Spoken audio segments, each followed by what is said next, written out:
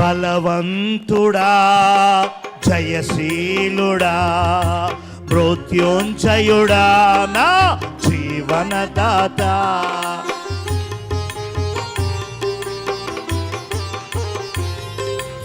బలవంతుడా జయశీలుడా మృత్యుంజయుడా జీవనదాత ఉన్నవాడ అనువాడ నీకే స్తోత్రము సృష్టికర్త సజీవుడా నీకే స్తోత్రము ఉన్నవాడ అనువాడ నీకే స్తోత్రము సృష్టికర్త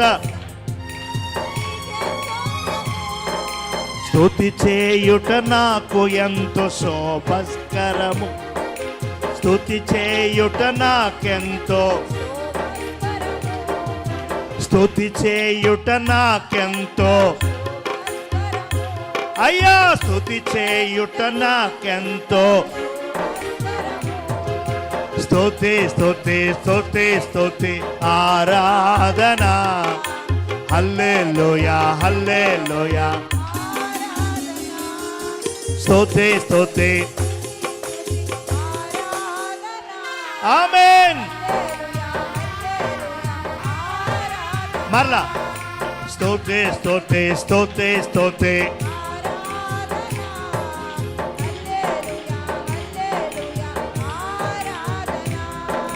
స్తుతి స్తుతి స్తుతి స్తుతి ఆరాధన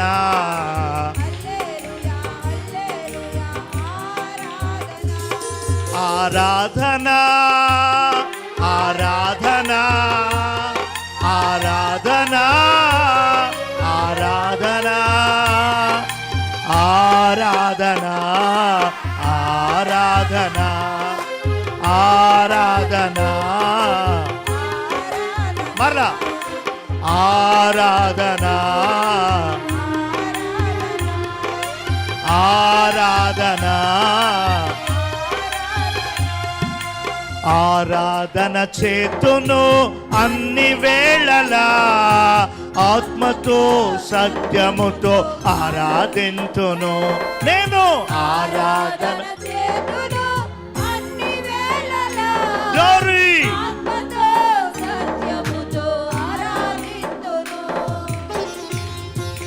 నీతి సూర్యుడా నిజమైన దేవుడా శక్తిమంతుడా సర్వశక్తిమంతుడా నీవు తప్ప ఎవరు నాకు లేరయ్యా నిన్ను తప్ప వేరెవరిని పూజించనయ్యా ఓహో యేసయ్యా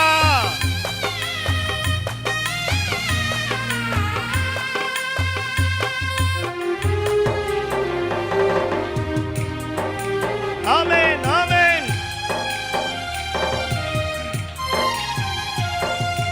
నీతి సూర్యుడా నిజమైన దేవుడా శక్తిమంతుడా సర్వశక్తిమంతుడా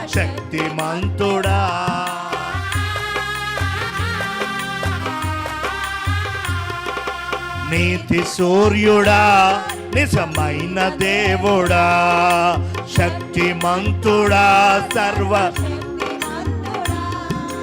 నీవు తప్ప ఎవరు నాకు లేనే లేరయ్యా నిన్ను తప్ప వేరెవరిని పూజించనయ్యా నీవు తప్ప ఎవరు నాకు లేనే నిన్ను తప్ప వేరెవరిని పూజింపనయా నిత్యము నీ నామమునే స్తుతించెదను నేను నిత్యము నీ నిత్యము నీ నామమునే స్తుతించెదను నేను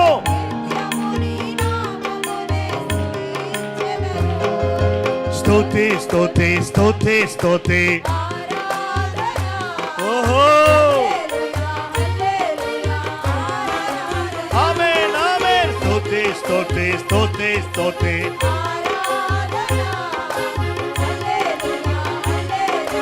మరలా స్తుతి స్తుతి స్తుతి స్తుతి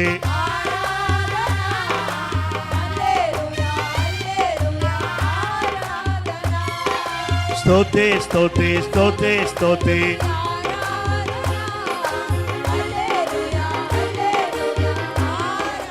పాపాత్ముణ్ణి, పనికి మాలినవాణ్ణి, త్రాగుబోతుని, తిరుగుబోతుని అయ్యా అని గుండెలు బాదుకుంటున్నాడు ఒక అతను. సరిగా బట్టలు కూడా లేవు అతనికి.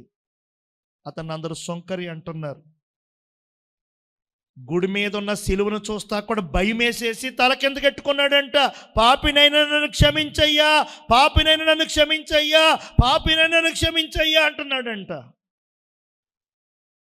దేవుడు ఆ సొంకరి ప్రార్థన విని సొంకరిని అప్పుడే నీతిమంతుణ్ణి చేసి అతని ప్రార్థనకి జవాబిచ్చి పంపించాడంట.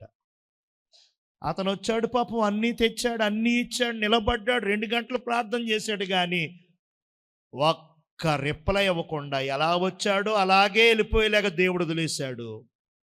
ఈ పాపాత్ముడిని నీతిమంతుని చేసి పరిశుద్ధుని చేసి పంపించాడు. దేవునికి స్తోత్రం. తన్ను తాను తగ్గించుకునేవారు ఏమవుతారు? హెచ్చించబడతారు. తన్ను తాను హెచ్చించుకునేవారు ఏమవుతారు? తగ్గింపు దైవ లక్షణం, హెచ్చింపు అపవాది లక్షణం. ఏమండి, మనం ఇలా ఉన్నామంటే కృప. ఏమండి, మరి కొత్తగా జ్యోతిరాజయ్య గారు రాశారు కదా పాట, ఎంత అద్భుతమైన పాట. అర్హత లేకున్నా ప్రేమించావు, కేవలం నీ కృపయే. యోగ్యత లేకున్నా హెచ్చించావు, కేవలం నీ కృపయే. అర్హత లేకున్నా ప్రేమించావు, కేవలం నీ కృపయే. యోగ్యత లేకున్నా హెచ్చించావు, కేవలం నీ కృపయే. కృపయే కృపయే నేనేమయ్యున్నానో నీ కృపయే. కృపయే నేనేమయ్యున్నానో నీ కృపయే. కృపయే కృపయే నే బ్రతికి ఉన్నానంటే. ఏమంటున్నారండి?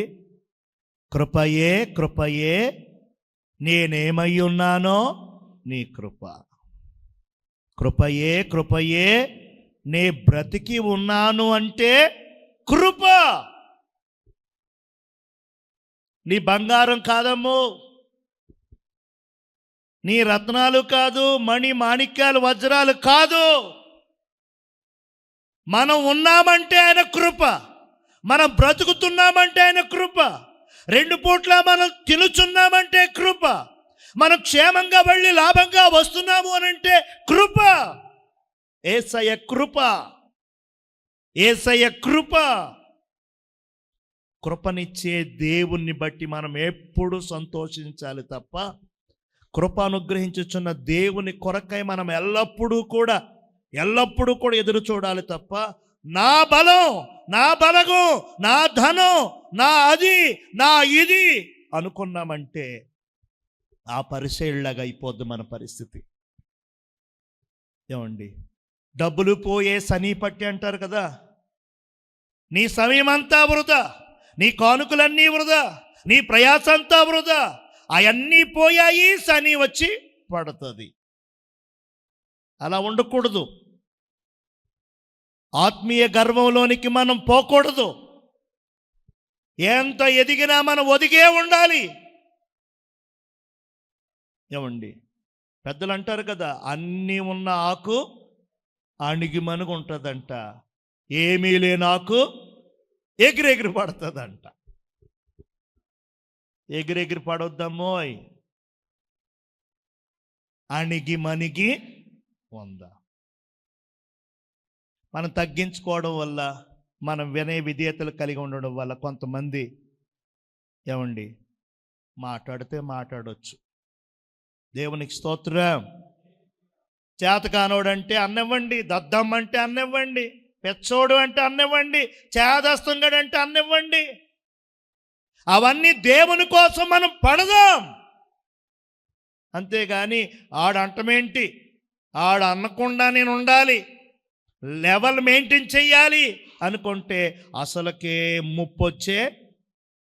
కొండనాలికి మందెత్తేనంట శాంతి నిర్మల, కొండనాలికి మందెత్తేనంట తెలుసుకోవాలి. అదిగో ఆయన జీవన్ గారు ఉన్నారు కదా, ఆయన్ని అడిగి ఇలాంటి సూత్రాలు నేత్రాలు అడగాలి. ఆయన బోల్డ్ వచ్చి ఆయనకి సెల్ ఫోన్లో కూడా చూస్తారు సామెతలు ఆయన. దేవునికి స్తోత్రం. కాబట్టి ఈ ఆత్మీయ గర్వం అనేది యేసు ప్రభుల వారికి చాలా అసహ్యం అండి. నువ్వు బాగా పాటలు పాడుతున్నావా, దేవుడిచ్చాడు తలాంతు, దేవుని కొరకు ఉపయోగించు. అవకాశం వస్తే పాడు, అవకాశం రాలేదు ఊరుకో. అవకాశం వస్తే పాడి, అవకాశం రాకపోతే ఇంకా కుంపటెట్టేయద్దు అక్కడ.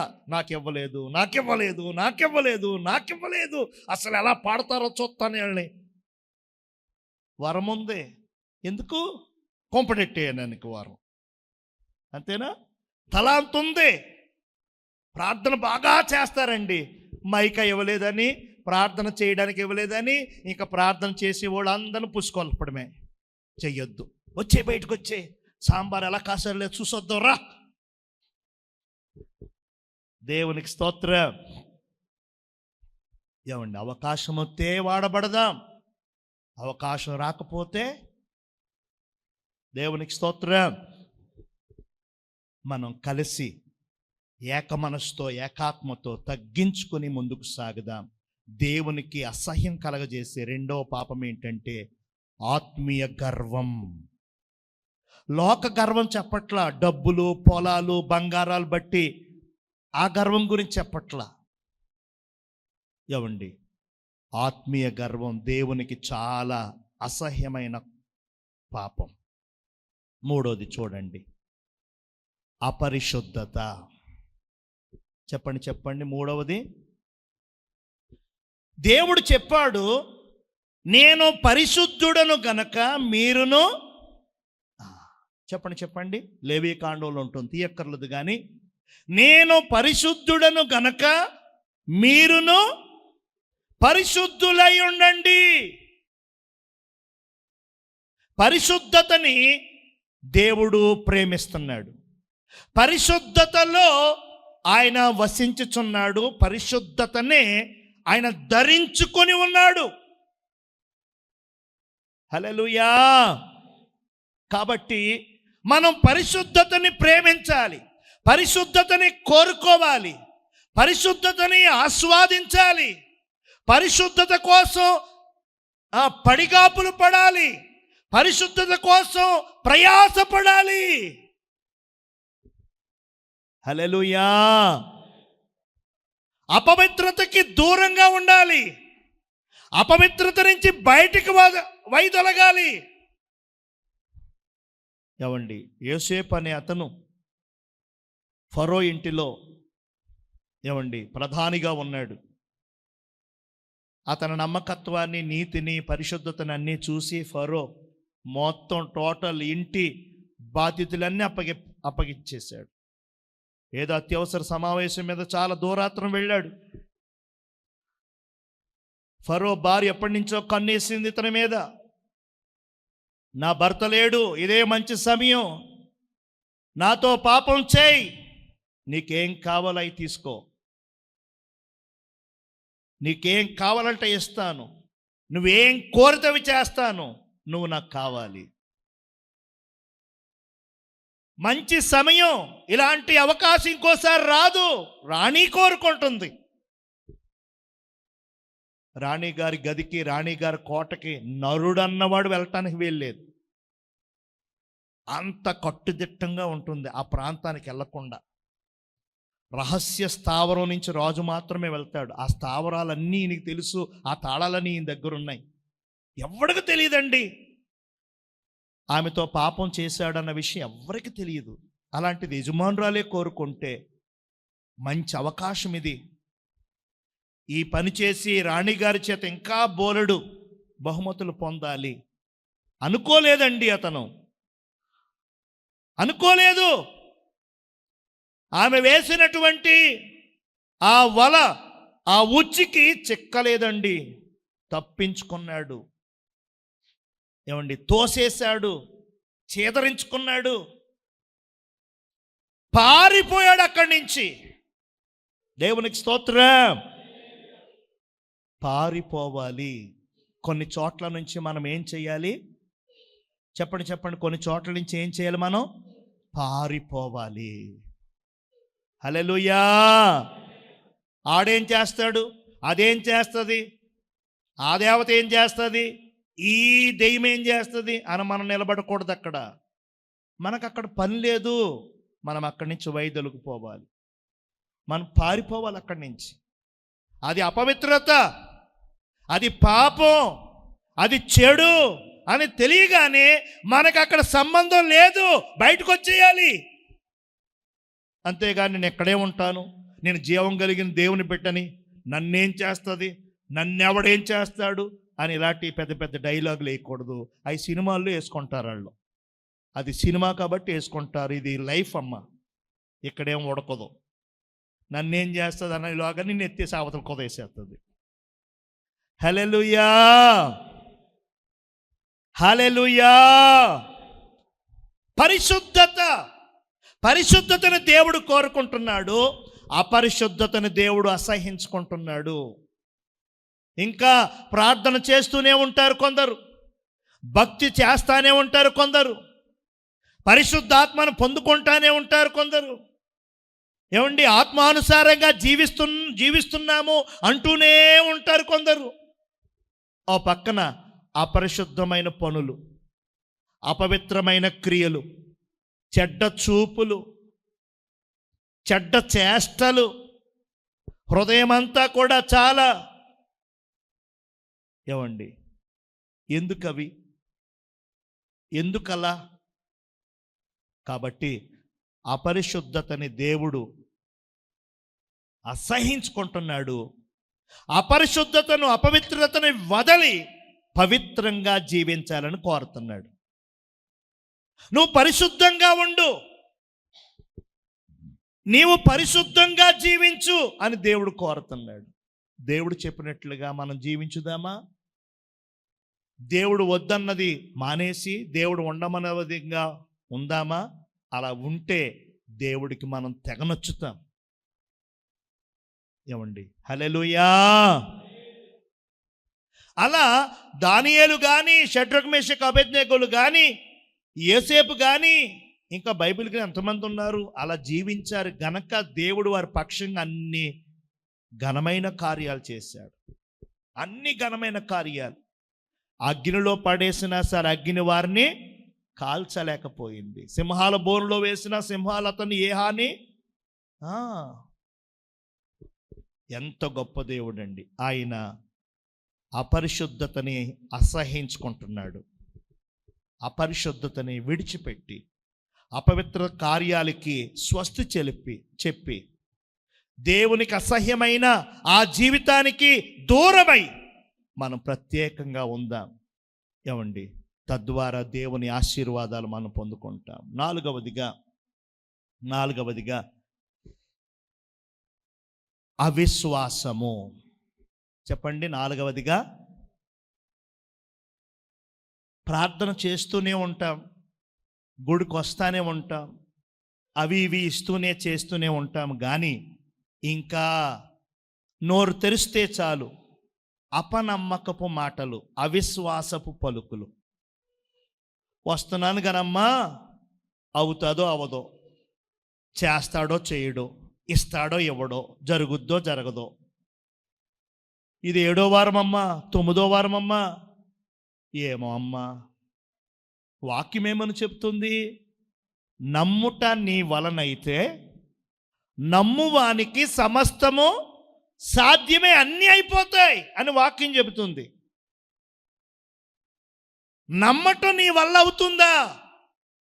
ఎస్, అవుతుందండి. అయితే నీకు అన్నీ అయిపోతాయి, ఇక వెనక తిరిగి చూడాల్సిన పని లేదు. అపనమ్మకం, అవిశ్వాసం విడిచిపెట్టాలి. దేవుడికి అవిశ్వాసులు అంటే చాలా అసహ్యం. ఒకరోజు ఒక చోటకి వెళ్ళారట శిష్యులు, ప్రభు ప్రార్థనా కోటానికి అన్ని అరేంజ్ చేశారంట శిష్యులు. ప్రార్థన కాసేపట్లో స్టార్ట్ అనగా యేసు ప్రభు శిష్యులు పిలిచి, అయ్యలారా పదండి పదండి, ఇక్కడ ప్రార్థన వద్దు, యుద్ధం వద్దు, పదండి పదండి అన్నారంటే, ఏ ప్రభు అంటే విశ్వాసం లేని మూర్ఖతరం. అదేంటి నాయన, చాలా కష్టపడి వచ్చాం కదా, చాలా కష్టపడి అన్ని అరేంజ్మెంట్లు చేసుకున్నాం కదా. వద్దు, అవిశ్వాసులైన మూర్ఖపు తరం వీళ్ళు. ఎంత చెప్పినా వినరు, నమ్మరు. అవిశ్వాసం, అపనమ్మకం రాజ్యం వెళ్తూ ఉంది అని అక్కడి నుంచి ఏమండి అన్ని సర్దేసుకొని వెళ్ళిపోయారు ఇంకో చోటకి. అంటే దాని అర్థం ఏంటంటే మనం విశ్వాసం కలిగి ఉండాలి. విశ్వాసం లేకుండా దేవునికి ఇష్టడయ్యుండుట హెబ్రీ గ్రంథకర్త చెప్పాడు. కాబట్టి విశ్వాసం ద్వారా దేవునికి మనం నచ్చుతాం. ఆ విశ్వాసం ద్వారా దేవునికి ఏమండి అసహ్యం అవుతాం. దేవుడు ఉన్నాడు, తన్ను వెతుకువారికి, తన దగ్గరికి వచ్చే వారికి ఫలమునిస్తాడు అని మనం నమ్మాలి. విశ్వాసం. చివరిగా ఐదోది ఏంటంటే ఏమండి, ఇది చాలామందికి తెలియదు, దేవుని పేరట తెలియచేస్తున్నాను. ఇదేంటంటే ఐదవది, ఇబ్బందిలో ఉన్న మనుష్యులను చూసి, అవసరతల్లో ఉన్నటువంటి ప్రజలను చూసి, చాలా కష్టపడుతున్నారు, చాలా వేదనతో, చాలా బాధతో ఉన్నారు అని తెలిసి ఏమీ తెలియనట్టుగా, నేను బాగున్నాను, ఆడేమైపోతే నాకెందుకు, ఆవిడేమైపోతే నాకెందుకు అనే స్వభావం ఉంటుంది మన మనస్సుల్లో. పైకేమో అలా అయింది అంట కదా అంటారు, లోపలేమో బలైందిలే బలైందిలే. దేవునికి స్తోత్రం. ఫలానా వ్యక్తులు ఫలానా ఇబ్బందితో ఉన్నారు తెలుసు, తెలియనట్టుగానే.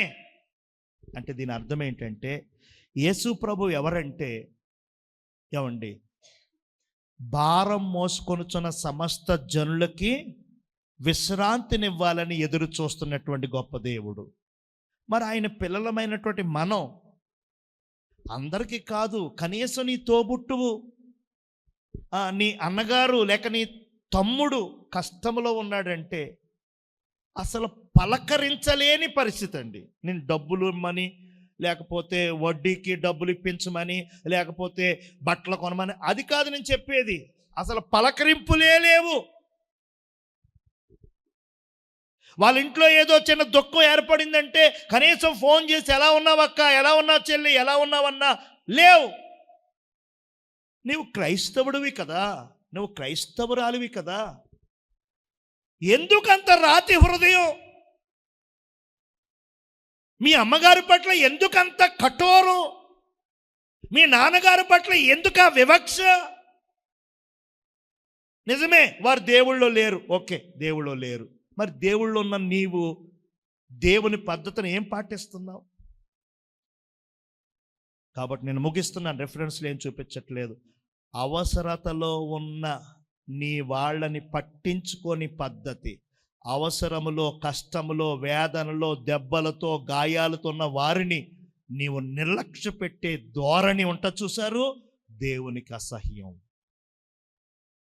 మన ఈ లోకంలోకి వచ్చినప్పుడు ఏం పట్టుకు రాలేదు, బోడిగా వచ్చాం. మళ్ళీ ఈ లోకంలోంచి వెళ్ళిపోయేటప్పుడు బోడిగానే వెళ్ళిపోతాం. మొలతాడు కూడా ఉంచట్లేదు కొంతమంది, మొలతాడు కూడా తెంపేస్తున్నారు కొడవలతోటి. అమ్మా పర్లేదు ఉంచేయండి అమ్మా అంటే అసలు ఊరుకోండి, మొలతాడుదా ఊరుకోండి, దెయ్యమైపోతాడా? దెయ్యమైపోతాడా అంటే మొలతాడు తీసేది దెయ్యం కాడా? మొలతాడుతూ ఉంటే దెయ్యమైపోతాడా? ఎవరు చెప్పారమ్మా అన్నామనుకో, మనిషికి వచ్చినట్టు వచ్చేది కోపం. దేవునికి స్తోత్రం. మొన్న ఇలాగే ఒక కార్యక్రమం దగ్గర నేనున్నాను, నేను చెప్తున్నాను, ఇంటోళ్ళందరూ చక్కగా చేస్తున్నారు. అప్పుడే వచ్చాడు ఒక ఆయన, హుట్ హట్ హట్ హుట్ అంటున్నాడు. నేను చూశాను. బీపీ పెరగాలి కదా, పెరగట్లా, మెల్లిగా లెగుతుంది. మెల్లిగా అక్కడికి వచ్చింది. ఎవరు మీరు అన్నాను. నేను ప్రెసిడెంట్ని అన్నాడు. ప్రెసిడెంట్ అయితే ఎవరికి? నేను చెప్పినట్టు చేస్తారు వాళ్ళు, మీరు ఆగండి అన్న. అంతే వెళ్ళిపోయాడు. నన్ను ఆయన ఎవడన్నాడు అక్కడ కనబడలేదు. 10 నిమిషాలు బట్టి ఊరుకుంటున్నానండి. ఏమంటే 10 నిమిషాలు బట్టి, 10 నిమిషాలే అంత ఎలగల అన్నాడు.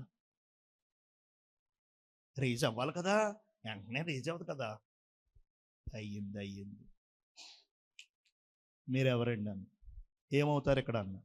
అంటే నేను ప్రెసిడెంట్ అయితే ఉండండి, క్రైస్తవ ప్రకారం జరుగుతుంది. నేను పాస్టర్ గారు, నేను ఇక్కడ ఉన్నాను, నేను చెప్తున్నాను, వాళ్ళు చేస్తున్నారు, ఇలా అన్నవాడు. అంతే. మళ్ళీ ఎక్కడున్నాడో కనపడలేదు ఆయన. ప్రెసిడెంట్ గారు అంట.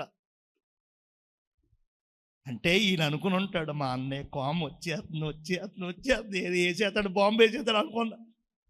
రాకూడదని కోరుకోండి, మా వచ్చేస్తుందని కోరుకోవద్దు. మా అన్నయ్య శాంతించాలి, మా అన్నయ్య కోపం రాకూడదు, బీపీ అనుకోవాలి. అంతేగాని వచ్చేసింది పరారైపోయాడు అను. ఆయన ఎటు వెళ్ళిపోయాడో నేను చూడలేదు, ఈయనే సాక్ష్యం చెప్తున్నాడు, మళ్ళీ కనపడలేదంట. ఏమండి, వాక్యం తెలియచేస్తూ ఉంది. ఎవరైనా ఏదైనా ఇబ్బందుల్లో ఉన్నారనుకోండి, రక్షణ లేకపోయినా, సొంత తల్లి సొంత తండ్రి రక్షణ లేదని నువ్వు చేదరించుకుంటావా? వారికి నువ్వు చేయాల్సిన ధర్మాలు చేయకుండా ఉంటావా? ఇలా తప్పించుకుంటున్నారు కొంతమంది. తప్పండి, అలా చేయకూడదు, అలా ఉండకూడదు. మనం అలా ఉంటున్నామంటే దేవునికి అసహ్యం. 5 విషయాలు చెప్పానండి. ఆ రెండిట్లకే రెఫరెన్స్ చూపించాను, మిగతా ఇట్లు చూపించాలి, టైం అవుతుందని. 1, దేవునికి అసహ్యం కలగజేసే మొదటి పాపం ఏంటి? వేషధారణ. 2వ పాపం రాసుకున్నావా అక్షి? రాసుకున్నావా? చెప్పు. 2వది ఏంటి? అదే తామే నీతిమంతులమని ఆత్మీయ గర్వం. చెప్పండి. 2వది, దేవునికి అసహ్యమైన కోపం ఏంటి? ఆత్మీయ గర్వం. 3వది ఏంటి? అపరిశుద్ధత, అపవిత్రత. 4వది ఏంటి? అవిశ్వాసము. 5వది ఏంటంటే అవసరతల్లో ఉన్న మనుష్యుల పట్ల, అవసరతల్లో ఉన్నటువంటి ప్రజలను చాలా వేళాకోళంగా, చాలా గిల్టీగా, అసలు పట్టించుకున్నట్టుగా, ఆడికి అలాగే అవ్వాలి, ఆడికి ఇంకా అయిపోవాలి అని కోరుకునే దేవుని బిడ్డలు ఉంటారు చూసారా? అలాంటిది దేవునికి నచ్చదండి. చేతనంత సాయం చేయి, పగోడికైనా సాయం చేయమని చెప్తుంది దేవుడి వాక్యం. ఏమనుంది? మీ శత్రువులను ప్రేమించండి అని ఉంది. శత్రువులను ప్రేమించండి అనే మాట చేసేవారు 95% చెయ్యరు. అసలు ఇంటి వారినే, సొంత వారినే శత్రువుల కంటే ఎక్కువగా ట్రీట్ చేస్తున్నారు కదా. అసలు శత్రువులనే ప్రేమించమంటున్నారు, మనం ఇంటి వారినే శత్రువులుగా ట్రీట్ చేస్తాం. అది దేవుడు క్షమించలేనంత గొప్ప నేరం అది. అలా ఉండకూడదండి. మనం చెయ్యాలి, సాయం చెయ్యాలి. మనం సాయం చేయటంలోనే అచ్చి ఉండాలి. ఎవరికైనా అప్పు ఉండాలి మనం. అంతేగాని మరికి ఏ విషయంలో ఎవరికి బాకీ ఉండకూడదు. ప్రేమించే విషయంలో, సాయం చేసే విషయంలోనే మనం అందరికి అచ్చి ఉండొచ్చు, అందరికీ బాకీ ఉండొచ్చు. దేవుడు మెచ్చుకునే పద్ధతి, దేవుడు హర్షించే విషయం అది. ఆ విధంగా మనందరం ఉండడానికి ప్రభు మంచి కృపని అనుగ్రహించును గాక. ఆమేన్.